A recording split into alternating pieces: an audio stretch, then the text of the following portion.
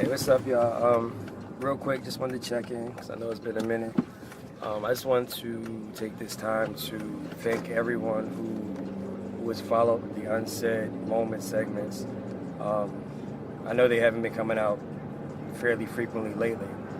Been getting over a cold, so I apologize for that. But this one coming up is going to be the last one with the interview with me dealing with my mom. The reason I chopped it up like I did, if you don't know, is because I felt it was too long for any one person to just sit down and watch one whole video. The video itself, I think I spoke with my mom for over an hour, and I didn't want anybody to have to, sit down and go through that. So that's why I kept chopping it up. That's why I kept on putting to be continued.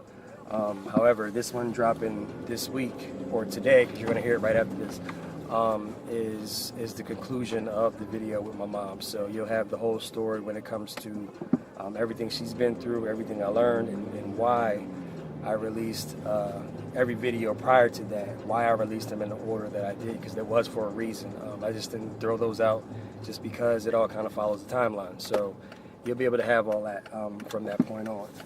Going forward, because I'm not done with Unsaid Moments, I'm still going to release videos, but I'm going to try to take a break from like the deep dark videos for a bit, if possible. I do have some other guests that are going to be on camera, and we're going to have like some stories and stuff of things that we went through, but they won't be as deep and as dark. A lot of them are kind of lighthearted, some of them are even funny. So once I link up with those people, you will kind of get those videos as well. So stay tuned for that, and I hope you enjoyed this last video. Thanks.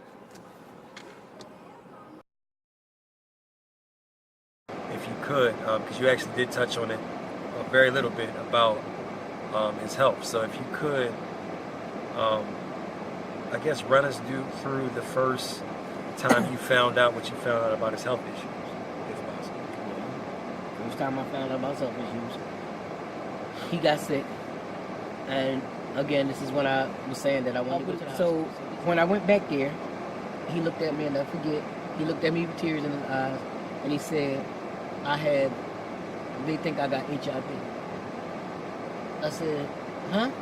Well, I looked dumbfounded. I said, they think you got what? And he said, they think I have. I said, what do you mean, think you have HIV? Do you have it? Don't you have it? What? He said, no, I have HIV. So I looked at her and looked at him, like I said, whatever. Again, like I said, so I broke down and cried, and his mother looked at me and said, Monica, it's going to be all right.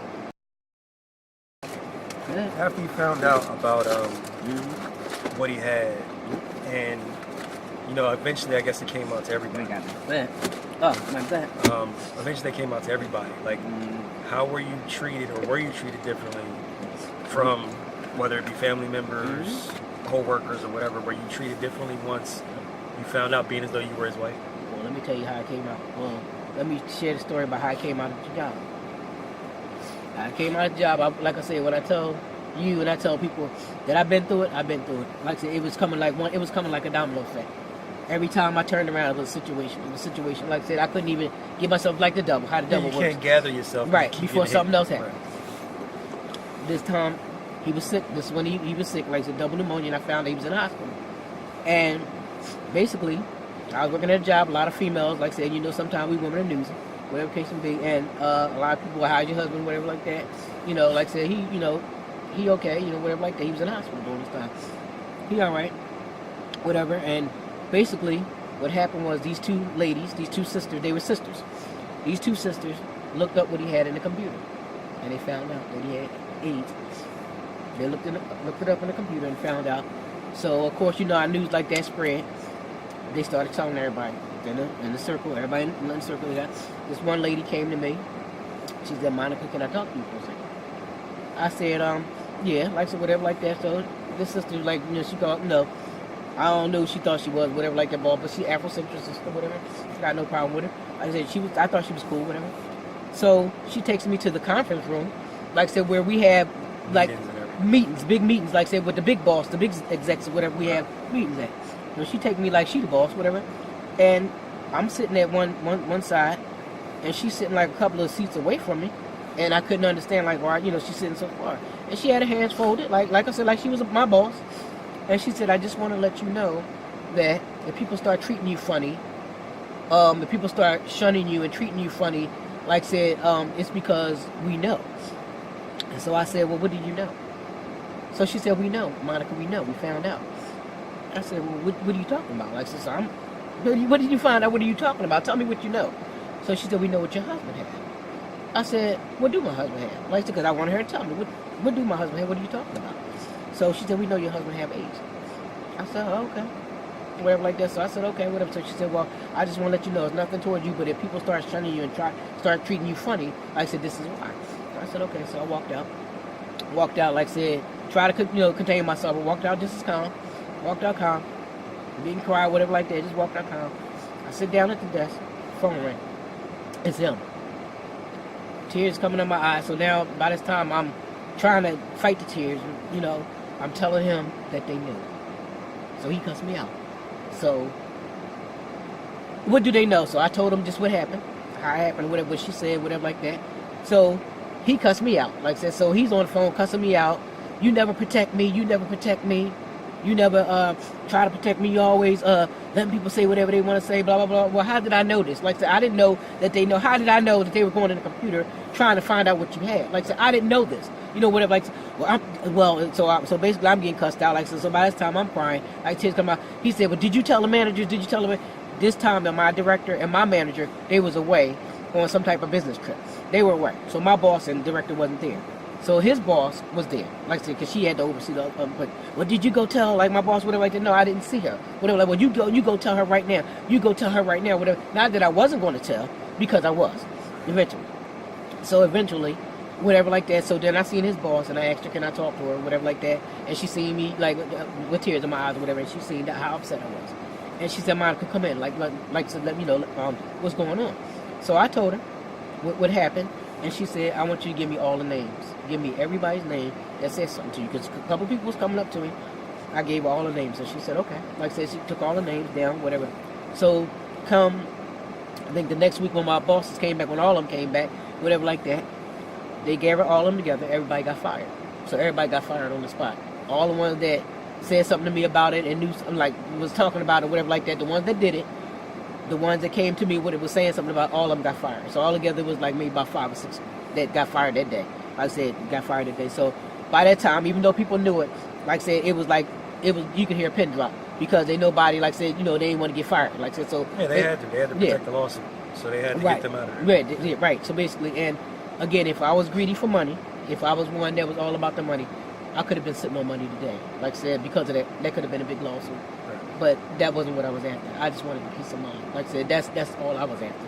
That was a peace of mind. Like I said, so basically, they got fired. Like I said, and that's the reason. That's how it came out and how people start finding out. Like I said, and like I said, some people, like I said, was treat me like different, whatever like that. Some people, even family members. I had a family member, a sibling, like I said, basically, like I said, that, told her daughter that I was close with, told her daughter that, don't drink from her, and don't let her touch you or whatever the case may be, like I said, because you might get it, and she swears to this day that I have it, whatever like that, I have it because I slept with my husband, whatever like that, I got it, like I said, but she's ignorant, like I said, because she don't know, she's uneducated, and always have been uneducated, she don't know, like I said, and it hurt me because this was one of my siblings, and this was a niece that I was close to, like I said, real close to, and that was, thought was cool, like I said, for her to listen to your mother, like I said, on something like this, and not believe me or whatever like that, because I have no reason to lie.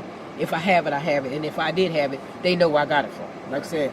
So, she, like, so they was treating me different, and this particular niece, I seen her baby being born, I even cut her baby's cord, cut the baby's cord, whatever like that, while her mom... They're all like sisters, I mean, because I remember y'all used to go out all the time. Right, exactly, and basically, where her mom, and it was out of state, at the time, her mom and her husband was out of state, and I was here with your daughter delivering her baby, and I cut the baby's cord when even the baby's father wasn't there, whatever. And to have this girl treat me like that and believe like what her mom said, and your mom shunning me like that hurts, and it hurts worse, like I said, because it was a family member, whatever the case may be. So I was like, treated differently, some people, like I said, again, out of ignorance. If you're ignorant and you don't know about it, like I said, I guess that's how people treated you. But I dealt with all this, like I said, and basically, like I said, it hurt me at the time. It tears you down, and sometimes, like I said, I can think about it. Like I said, it'll bother me, make me like sad sometimes. But basically, like I said, not as sad as I used to get. Like I said, now I can move on because I know that that's their ignorance. It's not mine. And I know, like I said, what I have and what I don't have. And I don't have it. And I can say that, like I said, just as plain as the nose on my face, I don't have HIV. I don't have AIDS. And again, all praises and honor go to Jehovah. Like I said, because he really watched over me. He allowed me to go through things, yes, to be tried and tested, and I do believe that. But throughout the whole ordeal, he protected me and my children. And like I said, and I don't feel I have to prove nothing to nobody, family members or nobody else, like I said, but I don't have it, like I said. So, like I said, I'm happy about that. Let me just say, first off, thank you, because, when I decided to do this Unsaid Moments series, I wasn't really sure of where I wanted to go with it. I kind of just wanted to show my truth. That's kind of why I did the poem first, to kind of get out things that I've been holding on to for a while.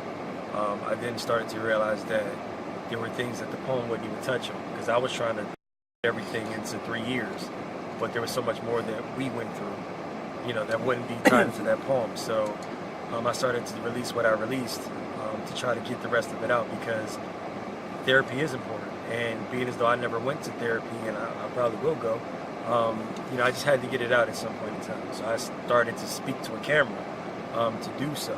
So with the Unsaid Moments, like the first one I touched on being black women, because this is where I said it kind of all ties in. I first spoke on how I called black women hoes, which I told them already that you called my father, you was pissed off and everything else. I also spoke on the fact that I've only had 2 girlfriends in life, and why I'm so selective in relationships, whatever. And then I spoke on the honest truth, and being honest even when it's brutal honesty. Reason being, for one, I spoke on black women from a very ignorant place. I kind of generalized all of them, even though it might have been 1 or 2 that might have been able to fit that bill. I kind of generalized all of them. Not realizing that I was talking to a black woman when I told you this news, hey, all black women are hoes.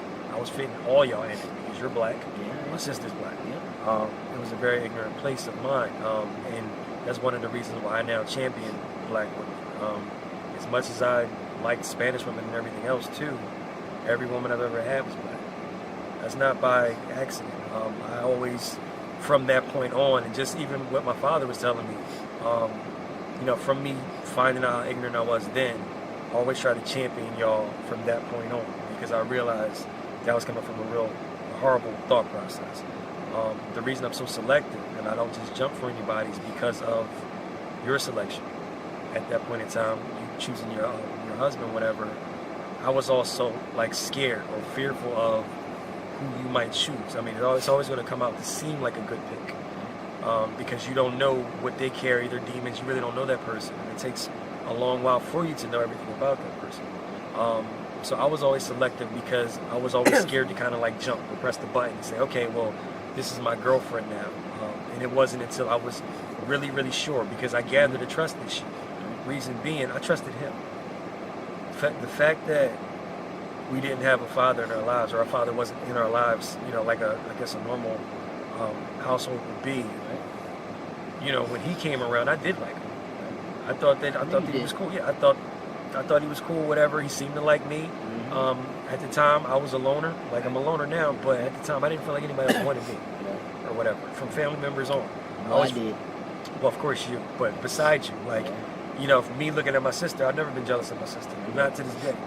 But it always seemed like Trina had the personality that I didn't have, in the sense that everybody wanted to be around Trina. Like she was the, the smiley one, everything else, which that's her personality. You can't fault her for that, right? Me on the other hand, for whatever reason, it didn't seem like nobody wanted me. So when he came around and liked me and almost liked me over Trina, it was like, oh wow, like I got somebody in my corner besides my mom.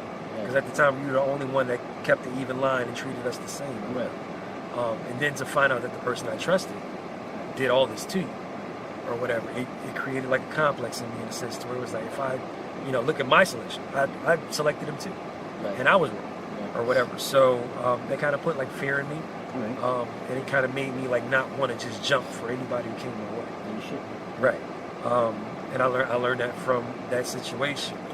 The truth that I spoke on was for the fact of how he treated that situation. It's fair to say that he knew what he had before Yeah, before right. even dealing with Yeah, you. you're right. And even after he found out and you knew, to rape you definitely means that he knew. Yeah, he did. Or whatever the case You know. is. The one thing that he took away from He you knew. was the option. Yeah. He took away the part of you being able to say, I don't want to be in this situation. He told me he tricked me into marrying him. He tricked you into marrying him. So he stripped you of that option or whatever. And, you know, who's to say what would have happened if he came out and just said, hey, look, this is my situation. Chances are you probably would have said no, but you can't. You've been with him. Right, but you can't rob somebody of that option. Right. And that's what he did. He wasn't honest with you. The truth was ugly, yes, but for the fact that you had to find out the way you found out, as opposed to him saying, hey, look, this is my situation, that was wrong. Right. Or whatever. Me learning the situation from that and how he moved, and the story that I told from the last video, that made me move in a light to where it says, you know what, no matter what the situation is, I'm going to be honest. I'm going to speak on what's going on, even if it's something that someone might not want to hear, and that's how I want to receive too. Even if it's something that's going to bother me later on, at least hopefully I can respect you for the fact that you told me the truth or whatever. That came from the situation from you and the one that I spoke on before. And of course, abuse being on the episode 4, you know, that's why it all ties in. That's why I kind of shared it the way I shared it, because it all basically touches on you. I learned through you. What I'll say to you is, you know, I know that you've always had issues of thinking that you failed us. You did. I don't know too many people who would have raised 2 children in the manner that you raised them and got us to the point that you got us. This is not for me to speak on any accolades, because it doesn't even matter. What I do know is you have a beautiful daughter, very responsible, never been to prison, not out here fast or whatever the case is, none of that. As for myself, never been to prison, don't smoke, don't drink. I carry myself in such a way that I learned from you. That wasn't something that I learned from anybody else. You know, when I say that I'm your son, I'm your son. Like literally everything that you are, I've gotten from you. I took all that and I tried to mold myself in that manner. What I couldn't learn from you, that's what I decided to learn from other, hopefully respectable men in my life. But at the core, I learned it all from you. And I tried to emulate the strength that I saw and that I still see. And it's not easy. So, you know, when you say, you know, I didn't do it to think I was strong and everything else, strong people tend to not notice their strength or whatever. And with that said, I just want to let you know that you are extremely strong for that. And whether you got it from Jehovah or whatever the case is, he put a lot of strength in you that most people don't have. And I just try to emulate that. So I don't want you to ever think that you failed me in any way, because if anybody, I champion you more than anybody on earth. I champion you because everything that you've done for us, you know, everybody don't have that example in their life, mother or father. There's a lot of people who wish they had the mother that I had, that Trina has. So, you know, if anything, you should have a pat on the back, a trophy or something, because, you know, yes, we've been through a lot. And that's not even to say that our story is unique, because there's other people that's still going through stuff to this day.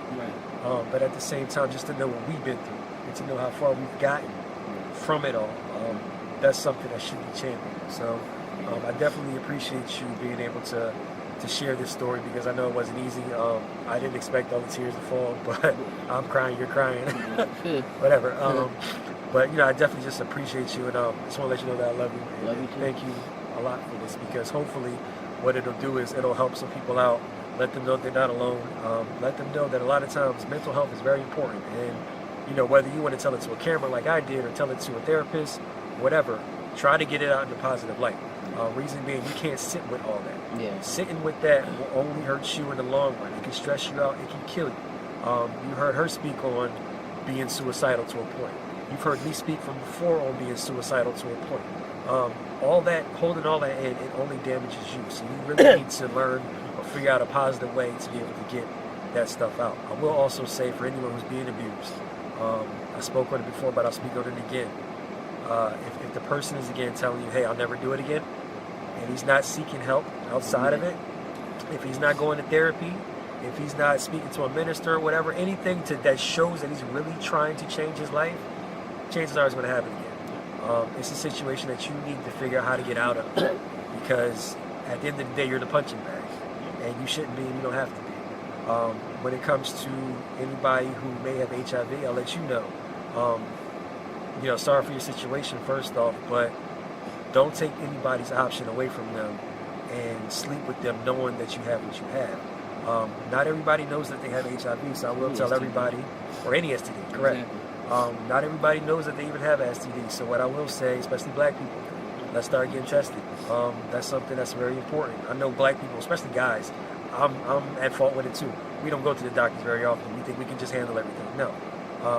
The doctors are there for a reason. If we got health insurance, what we paying for? We got to start going there. Get tested regularly to where we know, to where we don't strip anybody of that option to know as well. All in all, I just definitely want you to kind of take our story, and hopefully you guys can learn from what we've been through. And again, for anybody who have had similar situations or unique situations to where they want to speak on it, they don't know how, or worse, what I'll do is I'll actually leave Incoming my platform call. open. Phone call completed. Apologies for that, but I'll leave my platform open. I'll leave my information there to where if you guys would even like to talk to me, if you want to share your story, go for it. I'm here to allow you to do so.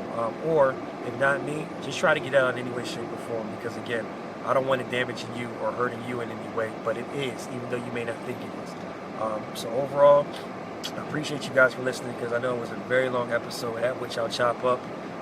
But this is basically episode 5, the one that I kept on talking about.